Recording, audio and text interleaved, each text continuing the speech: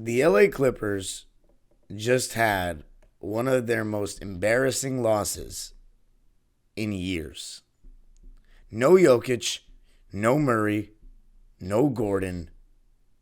Every one of the Clippers' big four played, and they still didn't get it done. How in the world did this happen? Reggie Jackson and DeAndre Jordan going to be making some kind of sense of this on today's Locked On Clippers. You are Locked On Clippers, your daily Los Angeles Clippers podcast, part of the Locked On Podcast Network, your team every day.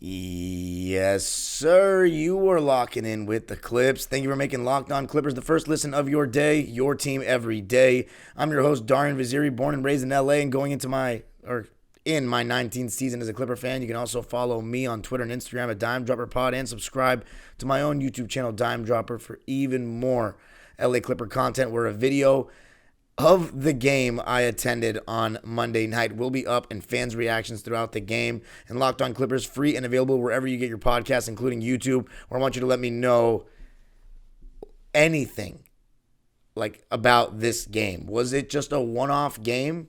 A bad night at the office where they played amazing and we didn't play well? Or we played our worst game and they played their best? Or does this team have serious issues? In this episode, I'm going to be trying to make sense of all of it, starting with the fact that I believe this was the worst loss of the season. The loss against Dallas was pretty bad. The loss against Memphis was even worse.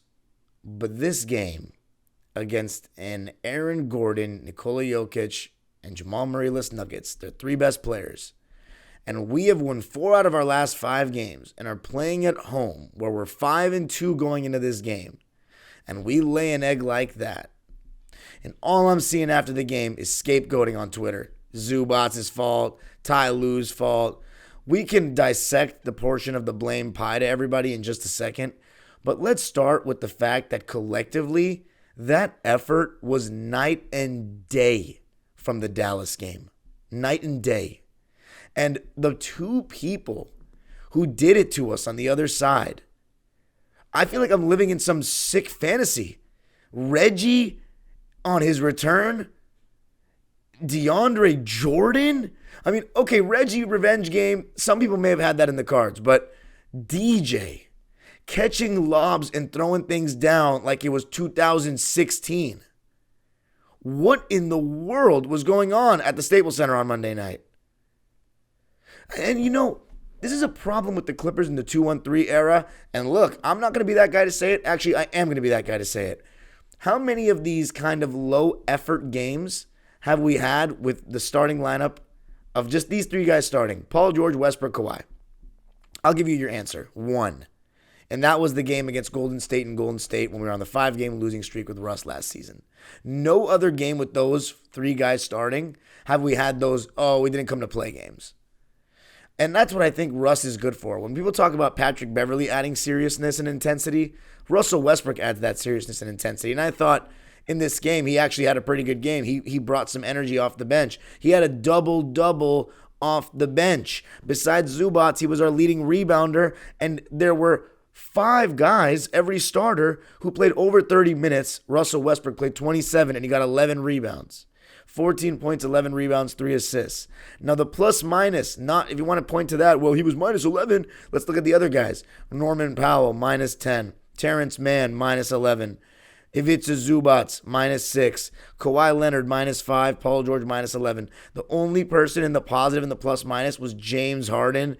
And if you want to sit here with a straight face and tell me that he had a good game, then you are being delusional. I will go in more depth about everybody in a bit, maybe in the second segment. I don't even know. All I know is this was the worst loss of the season, and it starts with the intensity and effort defensively mainly. Our offense, it's a little slow and methodical.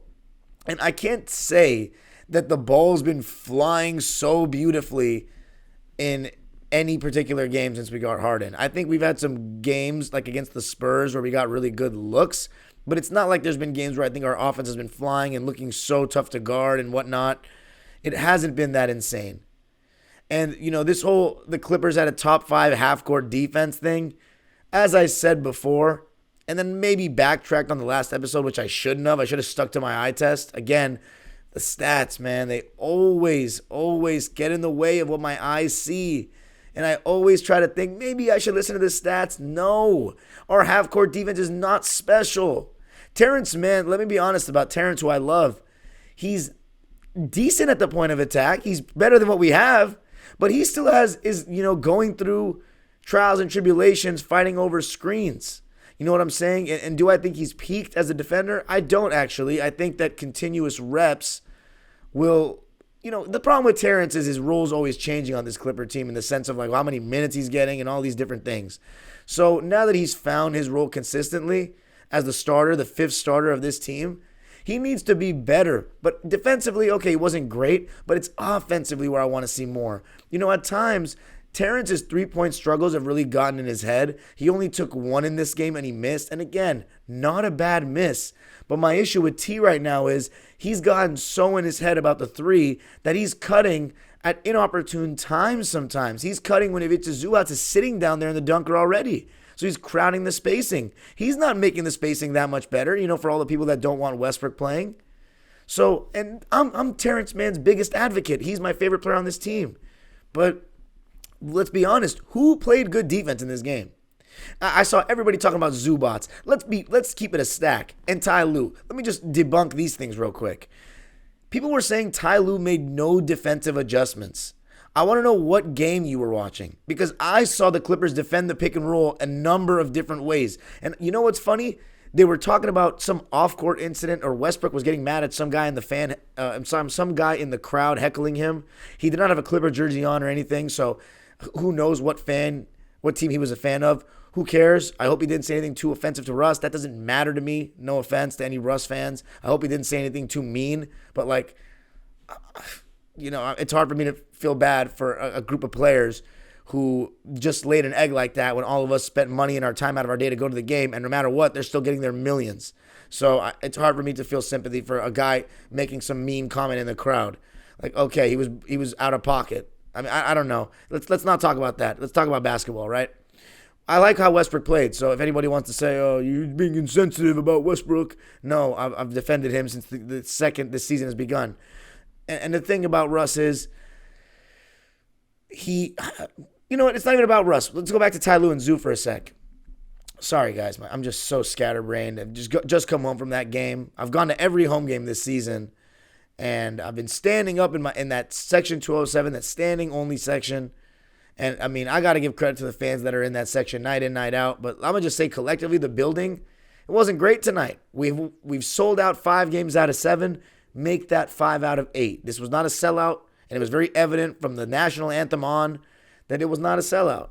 And maybe that's because Jokic didn't play, but God, I don't know. I mean, I'm not going to sit here and talk about Clipper attendance right now, but we haven't replicated the heights of 2020 and Lob City in terms of attendance. And I think it's because I think Clipper fans are not actually that excited about this team. I think a lot of Clipper fans are frustrated. I'm going to every game, but I think there's a lot of Clipper fans that are not very excited about Clippers basketball anymore. Consistently. Like, they can get excited by getting their hopes up, but what kind of exciting brand of basketball do we play? We're not a fun team to watch. We're very slow and methodical. Any fun that we had in terms of like a pleasing watch went out the window when we got Harden, because despite the fact that you might think it's more effective, it's not necessarily prettier on the eyes. We've doubled down on the half-court slow basketball that we already played before Russ and Bones. And now we do it even more with just a better pick-and-roll guy than we've had in this era. But the thing is, each pick-and-roll with Harden and Zoo is the ball not going to Paul George and Kawhi in terms of initiating. And I get they don't want to initiate so much, but I thought, again, I'm going to keep beating that dead horse. We had a better balance with Russ to me, because I think his lack of pick-and-roll play actually helped them be initiators. And the problem is Kawhi Leonard and Paul George, they switch off right now having good games. Kawhi's been out of rhythm, everybody says. He's not being aggressive enough the last couple of games. Paul George is being uber aggressive, had 30 shot attempts against New Orleans. And then now we look to get Kawhi Leonard the ball throughout the first quarter. He has 9 points in the first. He has 24 points through 3 quarters. And Paul George, I look after the third quarter, he's 2 for 10. I didn't even realize he took 10 shots because they were so spaced out. There was no aggressive P tonight or on Monday night. And his defense was atrocious, especially in the first half. He was not sitting in his stance. He was not fighting over a screen. Felt like I was watching a completely different player than against Dallas. And is this the first time we've said this about Paul George? No, it's not. It's not. And this is why everybody's so hesitant to say, oh yeah, Paul George, he might actually be better than Kawhi now. That's why everybody's so hesitant, because we know it's fool's gold. But that being said, 10 for 26 from Kawhi, he was better than the others offensively, but that's not good enough. He was very methodical and slow with his attack, a lot of dribbling. He and Harden cannot get by guys. And I'm not going to say right now. You might have been saying they cannot get by guys right now. No, they can't get by guys. Harden, it's been an issue since after the hamstring. I said this. Everyone's saying he should shoot more. What shots? His catch and shoot threes that he's passing up? Totally agree. Totally agree. But isolation, he's not creating separation. He's not turning the corner with pace. Teams are helping, and they're recovering with no issues. And I'll say this, the Terrence Manns of the world, the Kawhis, even Harden himself, they need to let it fly on the catch and shoot threes. We only shot how many threes in this game? 20? 20 3-point attempts. Look, I'm not the guy that's going to sit here and say we need to shoot more threes more often than not, but 20 threes in today's NBA, that's not enough. So let's continue talking about this. Paul George, I didn't even talk about his performance enough, and I need to. James Harden's defense at the end of the game. Reggie Jackson, DJ. There's just so much to get into. I'm going to be talking about it coming up. I got to tell you a little something about FanDuel, America's #1 sports book. Right now, new customers get $150 in bonus bets with any winning $5 moneyline bet. That's $150 if your team wins. If you've been thinking about joining FanDuel, there's no better time to get in on the action. I know I said to bet Clippers for the, -4.5? And I was dead wrong on that. And that was before Jokic got ruled out. So yikes. I would give you some betting advice, but maybe I'm not the guy to go to. But if you want to go find out, just go to FanDuel. The app is so easy to use. There's a wide range of betting options, including spreads, player props, over-unders, and more. So visit FanDuel.com/lockedon and kick off the NFL or NBA season. FanDuel, official partner of the NFL. All right, let's keep talking about this one. The most embarrassing loss of the season for the Clippers, losing 104 to 113 at home. They now drop to 7-9 on the season and 5-3 at home, losing to a Denver Nuggets team who started Reggie Jackson, Michael Porter Jr., Kentavious Caldwell-Pope, Justin Holiday, and DJ. I said, Reggie, DJ, KCP, MPJ, and Drew Holiday. I'm sorry, Justin Holiday. What an embarrassment. I talked about the defense. In the beginning, the Clippers were up 28 to 25 after the first quarter, but we allowed 33 points in the second, and then what really killed us was that fourth quarter. 36 to 16 in the fourth, we got outscored, and our offense was just putrid. Even with Paul George and Russ in the beginning of the quarter, not good enough. Mainly Paul George. Because Russ, look, you get 10 points, 10 rebounds from Russell Westbrook. 14 points, 11 rebounds, and 3 assists, 2 turnovers, and on 5 for 9 shooting, 4 for 6 from 3. He missed one clutch free throw, which you would have really liked to see him make. But you get that production off the bench, I'm not tripping that much. I will say, though, as far as the defense in the first half, there were several times before Russ had a strip on MPJ that he was not in a stance. He was getting beat too easily. He was getting the corner turned on him way too easily and not really hustling and trailing and chasing down the guy he was guarding over a screen like we normally see him do. So even Russ, Mr. Intensity, I don't think he was that sharp defensively as well in the first half. I think James Harden and Paul George picked it up a bit in the second half defensively, but I mean, for PG, like I get it with Harden's defense. I'll get into that in a sec. But PG, even if his shot's not falling, you're supposed to be one of the best two-way players in this league. You cannot be so lazy on defense. And it's not just his on-ball defense. I watched some of the field goals back that Denver had in the game. And so let's talk about, oh my God, I totally blanked on the whole Ty Lue and Zoo thing. I'm sorry. Okay, let's talk about this, right? People are saying, what strategy did we use? I watched us on the high pick and rolls at the top of the key. We showed on the screens. We sent the big man out, right? Our rotations to DJ rolling were non-existent. And multiple times Paul George was at fault. Multiple times when Paul George rotated, who was getting Paul George's man? Kawhi Leonard was not helping the helper. James Harden not helping the helper. So then our side pick and roll strategy was to ice Reggie Jackson to the baseline. Force him baseline, have our big come over and drop. And he was just lobbing it up to the sky like it was Lob City. And he was finishing everything. So again, Zubats, if the scheme is to ice him, the rotation needs to be sharp. There were one or two times where I thought Zubats may be over-helping, especially when Harden was guarding the point of attack because he doesn't trust him, clearly. But to tell me that Zubats, because DeAndre Jordan's scoring so much, like this is not the 90s. And I don't mean that to disrespect 90s basketball. I love 90s basketball. But that was more mano-y-mano stuff, one-on-one, isolation, that kind of stuff, matchup stuff, individual matchup things. This is all pick-and-roll defense in the modern NBA. And when your guards aren't doing a good enough job staying in front of the ball and fighting over screens, your big man has to help. You want Reggie Jackson to have line drives to the basket because he was getting enough of them with Harden and Norman Powell guarding him in this game. He was. So, Terrence is our best point of attack defender, and he's not like locked. I've been saying this before. He's better than what we have. He's good, but he's not great. I think he's a great role player, but I don't think he's a great point of attack defender. I think he's good, and I think he looks great because of what we have, which is not much. And we got even worse by giving up Nico, who was a top 2, top 3 guy in that category. So, when our guys can't stay in front of the ball, Zubats has to come help, and someone needs to tag his man. And we're not doing a good enough job of that in this game. So it's not just Zubats' fault. Ty Lue, to say he didn't throw different strategies out there, he did. He had 2 different strategies. And everything got countered by Reggie and DJ. You know how ridiculous this sounds? If Reggie and DJ are cooking you in 2023, your players have serious problems. There should be no scheme that should save you. What are these excuses? I can't believe I'm getting so animated right now. What are these excuses? To tell me that, the coach should have them prepared? You need your coach to motivate you when you made a trade of this magnitude and everybody's watching your every move, and you're telling me Ty Lue's supposed to get you hyped up for a game that you're supposed to win? You played with your food and you paid for it.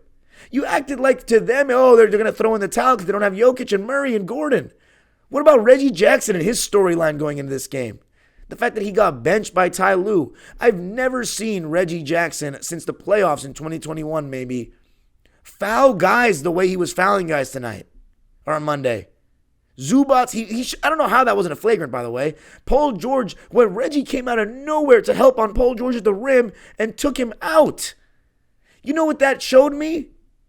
That Reggie Jackson wanted to win this game badly. And every time he had Harden on him, he went to the basket. Every time. He didn't settle. And we know how much Reggie Jackson can settle. He had that venom in his game in this one. It was like Blake Griffin when he first came back. And it was noticeable. I can't believe I'm using the cliche, but they wanted it more. What was that? Let's talk about the fourth quarter. So Paul George was horrendous, right? I was just looking for him to give us something, and he gave us nothing. 2 for 13. Now, I don't want to be too harsh on Paul because he's having such a good season, but 2 for 13 from the field, 0 for 4 from 3, 6 points, 8 rebounds, 4 assists, 6 points. 6 points. You cannot, it can't be just because Kawhi, now you're getting him involved, that now you're just not aggressive at all. Why is the balance so hard to find even still with Harden going to the Westbrook going to the bench? I have said that putting James Harden in the starting lineup helps the balance, and it has. But clearly, it's still very hard to get Kawhi Leonard and Paul George at 18 plus attempts, both of them in the same game, which wasn't an issue before the trade, mind you. But now we have Harden running his pick and rolls. People wanted this to happen and have Kawhi and Paul be more spot-up shooters. Maybe that's not what they want. And plus, if you're telling me that they weren't getting more spot-up 3 looks with Russ, then I think you're lying to yourself. Like they were getting more catch-and-shoot looks with Russ than before Russ. We just weren't getting as much production in pick-and-roll basketball. But our 2 best players are not pick-and-roll guys. They're ISO guys. They're guys that are mid-post guys, 3-level scorers. And yeah, it's not a seamless fit with the 2 together. But if you want to maximize those guys, I think the whole having such a pick-and-roll heavy point guard has never been the answer. But you know what? Again, if you think this is a one-off game, just a one-game thing, let me know. The thing about Harden is, if he's not going to shoot well, I mean, he still makes really good passes in pick and roll, has some really nice bounce passes to Zoo, just some really nice passes to Zoo in general. Russ did as well, but Harden more so. Like, let's see how many assists he had. Only 4, but he had some good passes to him. But 11 points, 2 rebounds, 4 assists on 3 for 7 shooting. All his shots were threes.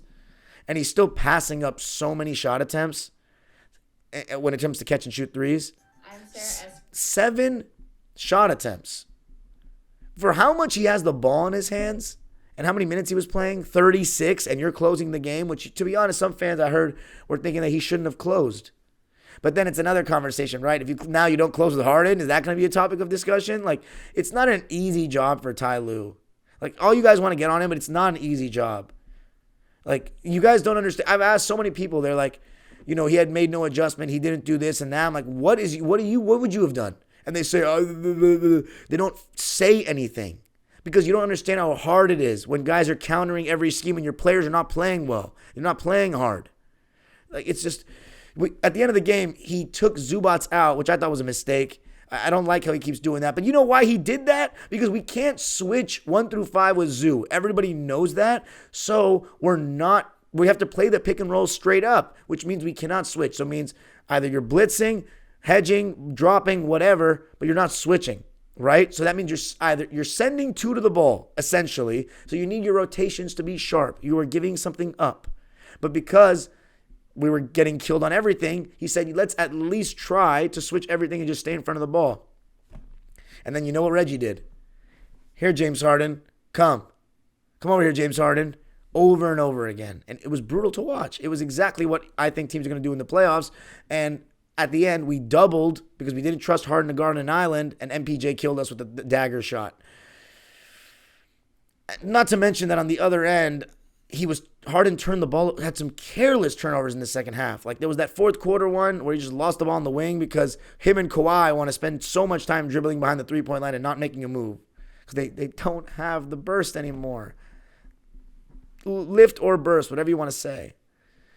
And then the one where the ball was rolling and he didn't pick it up. I mean, oh my God.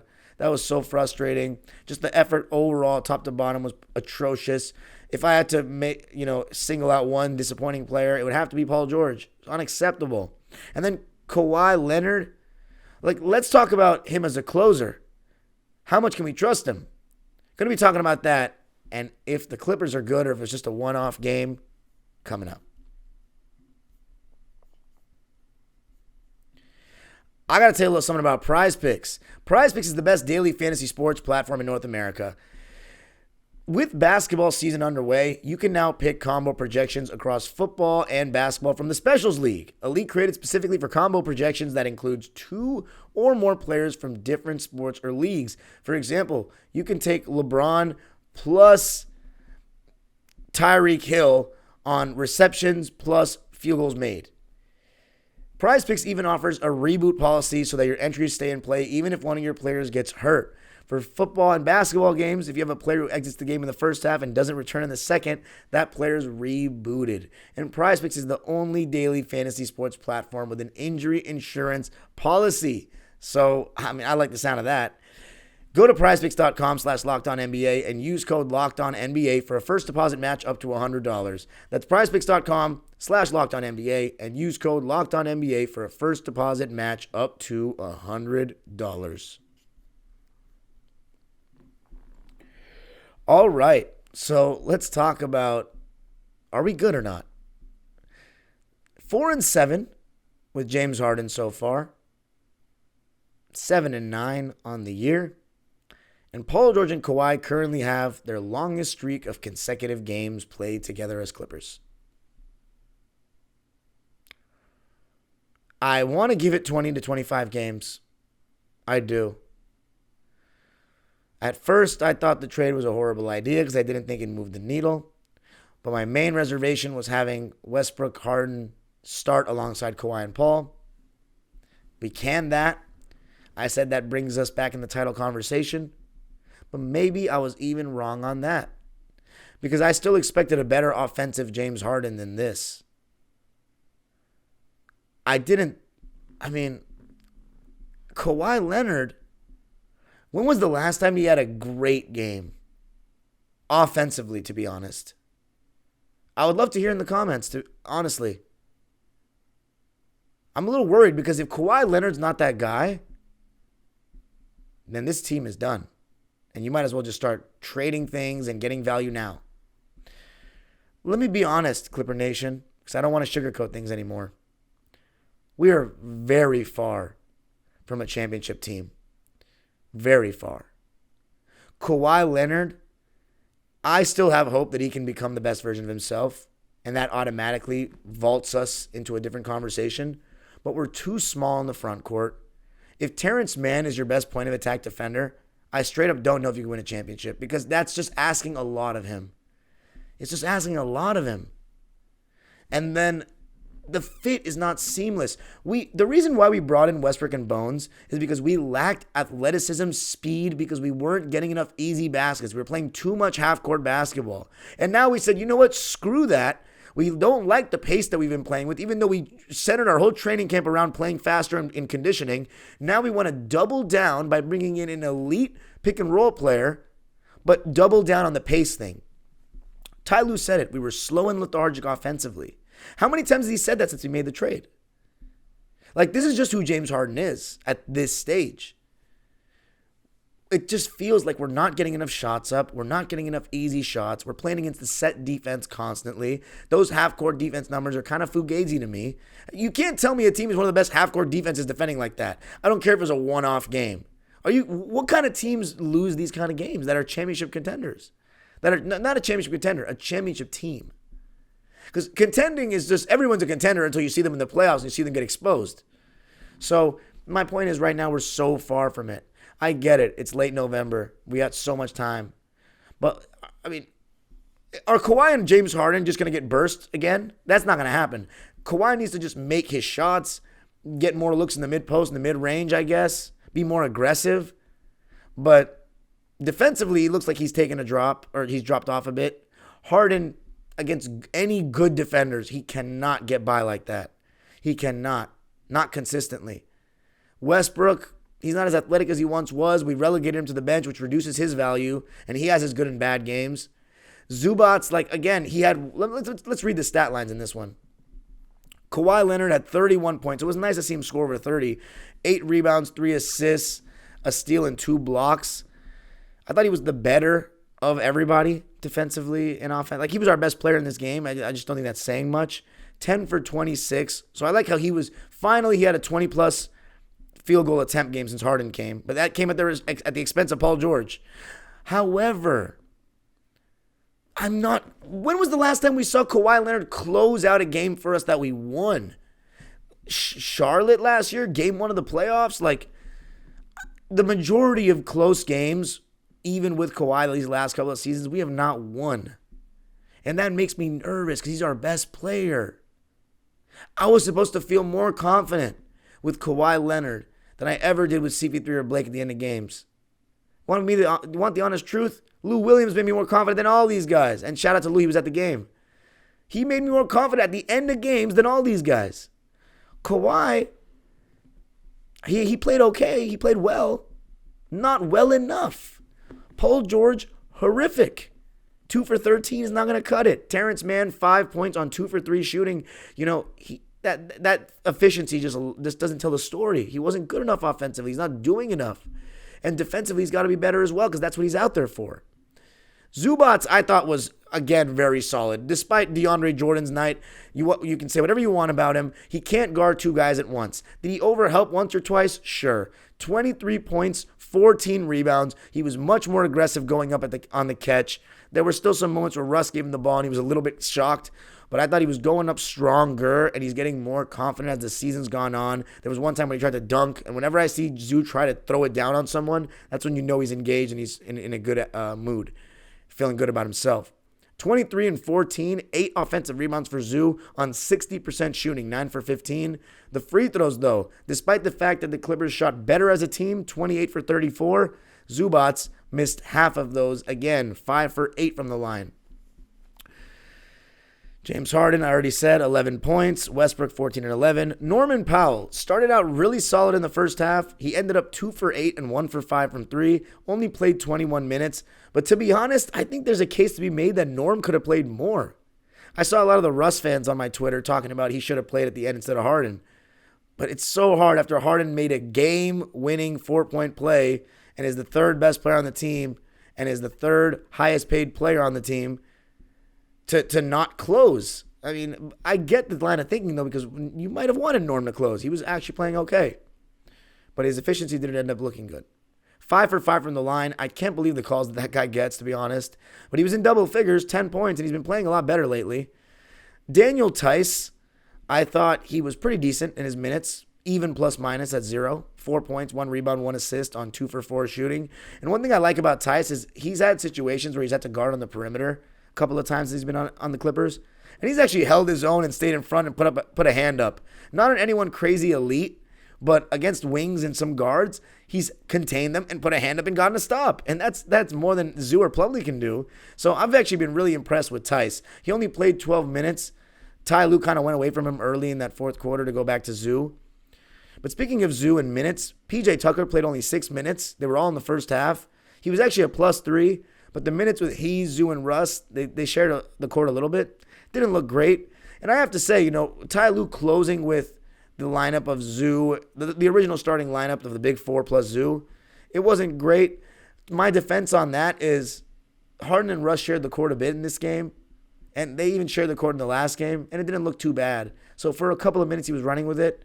Again, if you want Russ to only share the court or never to play with Harden, it's going to be a hard sell because, okay, Harden gets 32 minutes. If you only want them to play separate, that means Russ is only getting 16. So that's what Ty is trying to put him in both. What do you want? It's a mess. We're so far away from a championship team. And my thing is this. I don't even know if we're a good team. I got to wait and see. We have good talent on the team. I want to say it's a fluke game. But how can you say it's a fluke game when you play it's not acceptable. That's an excuse. Reggie Jackson had 35 points, 5 rebounds, and 13 assists on 15 for 19 shooting. I saw a stat. It was ridiculous. It was like he was the first person to do that and shoot over 75% and have 13 plus assists with less than 3 turnovers since turnovers are tracked. Insane. This is Reggie Jackson we're talking about.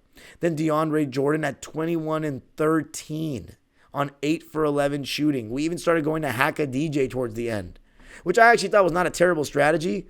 But then when we took Zoo out, they took DJ out. So they went switch everything.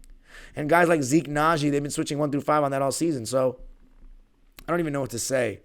We're far from being a good team. It's going to take more time. But the fact that Kawhi and Paul George have been healthy and we haven't taken advantage is a major problem. And the reason why we haven't taken advantage is because we made another big trade. And that's my thing with this era of Clipper basketball is it just feels like they're forcing things. They're trying so hard to make this work when they don't ever really give anything time.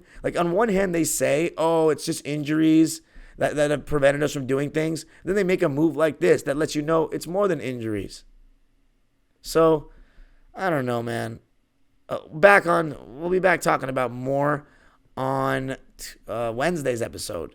You can follow me on Twitter and Instagram at DimeDropperPod. Subscribe to my own YouTube channel, Dime Dropper, to see a video of the game and what fans are saying after.